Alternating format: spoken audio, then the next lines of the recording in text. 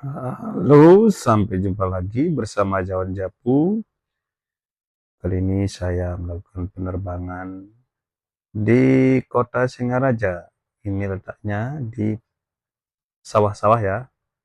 Tapi kali ini saya akan menjajal long range dari DJ Avata 2. Waktu ini kan saya mendapatkan cuman 1,7 kilo dan sinyal sudah mulai hilang.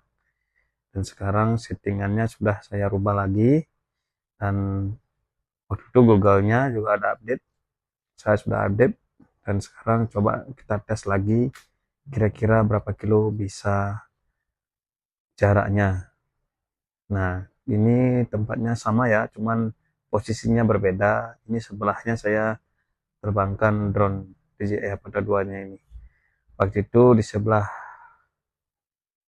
ya, jadi sekarang cuman bergeser sedikit saja. Dari tempat ini masih sama seperti biasa. Sekarang saya lurus ke barat. Nah, ini penerbangan sudah 400 meter. Kira-kira bisa berapa jauh ya untuk di Avata 2 ini. Di sini di kota Singaraja ya.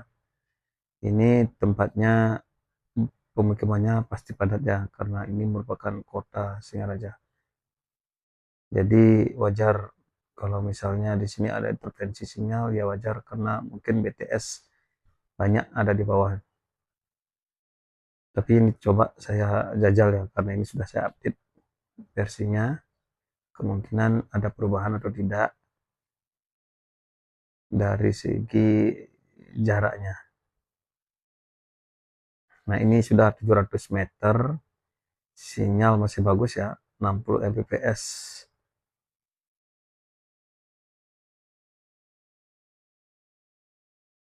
Ini penerbangan mudah-mudahan berjalan dengan normal ya, tidak ada kendala apapun, dan drone-nya selamat pada saat balik nanti.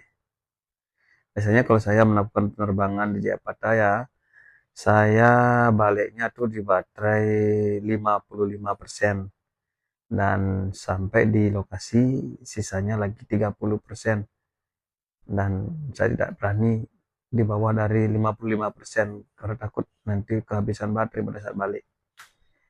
Berabe nanti kalau misalnya kehabisan baterai ya, drone-nya goodbye, nanti kasihan nanti drone-nya tuh. Lumayan di Jakarta 2 kan mahal harganya. Drone apapun kalau misalnya kita mau terbangkan long range ya, kita harus cek baterainya ya. Jangan sampai kalian terus melaju ke depan, terus tanpa melihat baterai. Jadinya pada saat sudah jauh dan ingin balik, baterainya tinggal 20%, 30%. Mungkin kalian akan keluar keringat dingin nanti pada saat balik. Jadi perlunya kita menyisakan baterai di 55%. Itu untuk DJI Avata. Tapi kalau drone besar kayak drone 7 in, itu kita pakai baterai Leon. Leon itu kan biasanya baterainya kalau kita terbangin ya,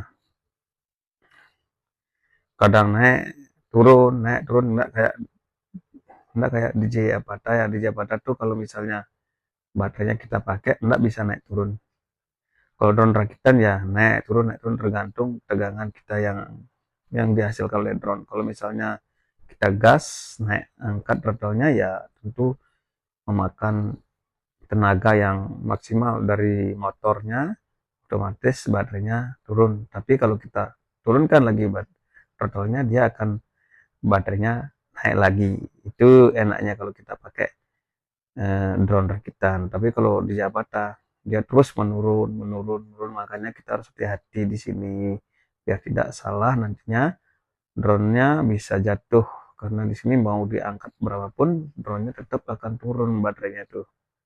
Beda seperti drone rakitan, sekarang naik baterainya turun, tapi kalau kita turunin throttle-nya dia baterainya akan naik. Itu kalau drone rakitan. Tapi kalau drone di Japata ya ngikut dia terus, dia menurun baterainya kalau kita terbangin lama. Semakin tinggi ya semakin cepat habis baterainya. Kalau semakin tinggi throttle-nya kita angkat ya otomatis drone di Japata ini baterainya makin semakin boros. Jadi untuk long range kita tidak perlu mengangkat terlalu cepat ya, throttle-nya. Kita slow saja angkatnya biar baterainya lebih irit. Nah ini penerbangan sudah 2 kilo 600 ya, 2 kilo 600. Nah semoga bisa tembus 4 kilo ya. Wah ini lokasinya sudah jauh nih. Nah tuh di bawah ada gedung besar tuh, kira-kira di mana ya? Kurang paham juga saya ini, karena ini di atas, kalau di bawah saya paham. Wah ini udah jauh sekali kayaknya nih. Tadi kelihatan udah Hotel Singarajanya udah lewat. Berarti ini sudah, wih jauh sekali nih, ternyata udah 3 kilo lebih. Kira-kira sampai di mana ya bisa drone. Oh ini sinyalnya sudah mulai gangguan ya. Gangguan sinyalnya. Coba saya terus maju ya. Ini fps 17, 15, 13 gitu saja. Oh masih aman. Kalau fps-nya sudah 5%, 5%, 3% itu udah kita harus waspada, hati-hati. Ini fps masih normal, masih 20 itu masih normal fps-nya. Jadi masih bisa kita melaju ke depan. Wow, ini di bawah nih ada gedung besar nih, Pasar Banyuasri. Wah, ini sudah sampai di Banyuasri. Waduh, takut saya balik aja dah. Ini baterainya 64%, tapi ini sinyalnya udah mulai merah-merah tuh, jadi saya takut. Mending balik saja ya. Takutnya nanti lost sinyal. Tapi kalau misalnya di Jakarta, kalau lost sinyal kan gampang. Nanti dia RTH dengan sendirinya. Tapi saya kan takut jadinya juga. Kalau misalnya lost sinyal kayak gitu kan jantung jadi deg-degan, karena di Google-nya kemungkinan akan error. Kayak gimana ya kalau misalnya kalau error gininya Google-nya tuh, kalian yang udah sering main long range tahu dah pakai drone drone FPV tuh. Kalau error tuh layarnya tuh kayak diam nggak mau bergerak. Tapi setelah dia mendapatkan sinyal kembali, baru dia jalan lagi drone-nya. Gitu. Makanya di sana dah kalau drone FPV itu deg-degan. Semua drone tuh yang terbangkan long range itu di sana lah deg-degannya kalau kita sebagai pilot long range ya. Ini saya sudah balik ya. Ini jarak sudah 3 kilo. Karena baterainya saya sisain lagi 65%, jadi saya berani ngebut dikit di sini. Tapi kalau misalnya baterainya 55%, ya saya kembalinya harus slow juga, jangan ngebut. Kalau ngebut nanti kehabisan baterai. Ini karena baterainya masih 65, ya saya berani ngegas sedikit untuk biar cepat sampai ke tujuan.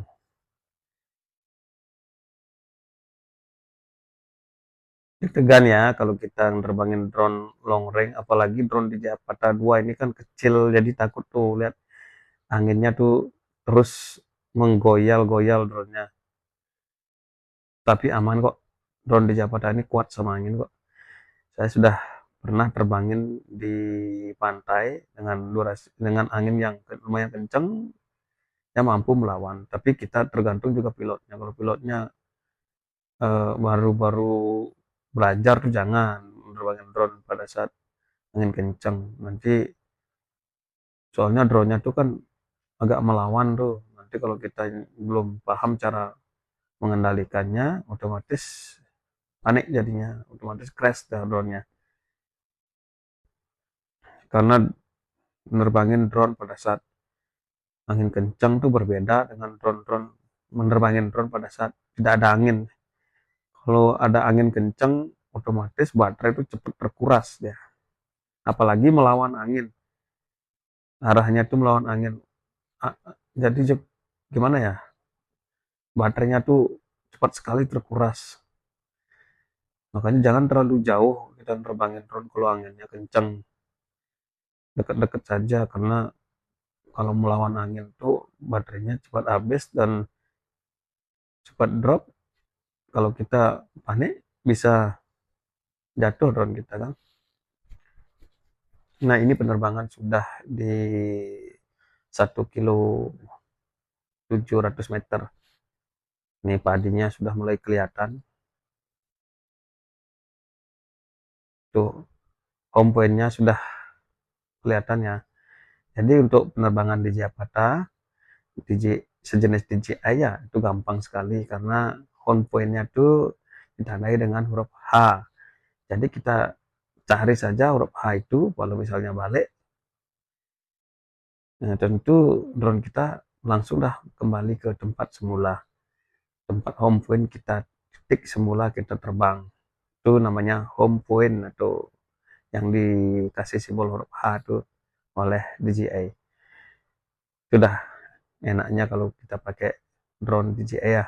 Kalau drone rakitan itu tanda panah. Jadi kita tuh kadang-kadang tidak akurat pada saat kita mau balik. Awalnya kita lewat dengan arah yang begini ya, tapi kalau pada saat kita balik belum tentu arahnya di sana, tapi berbeda juga arahnya jadinya.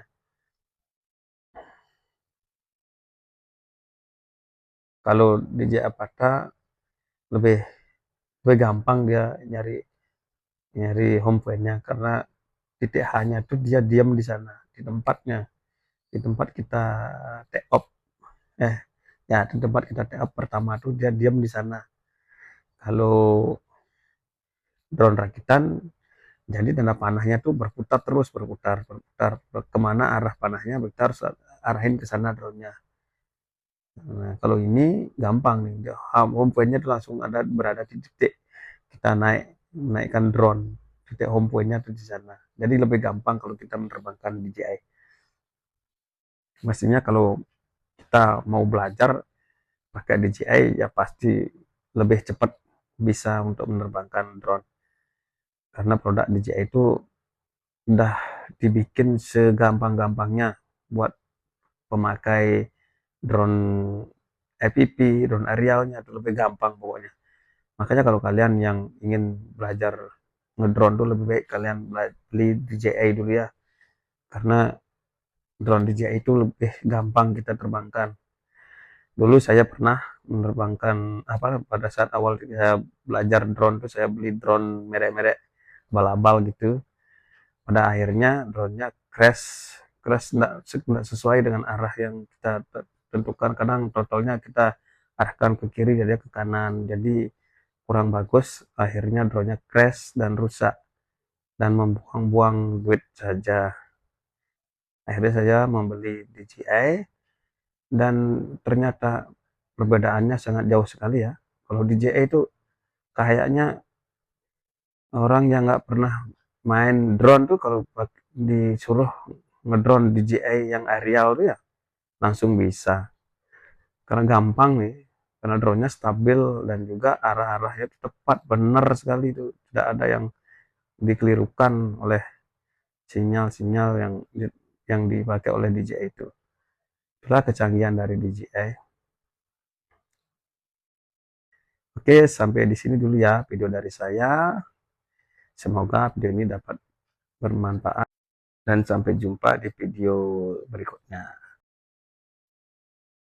Jangan lupa like, komen, dan subscribe channel Jawan Japu.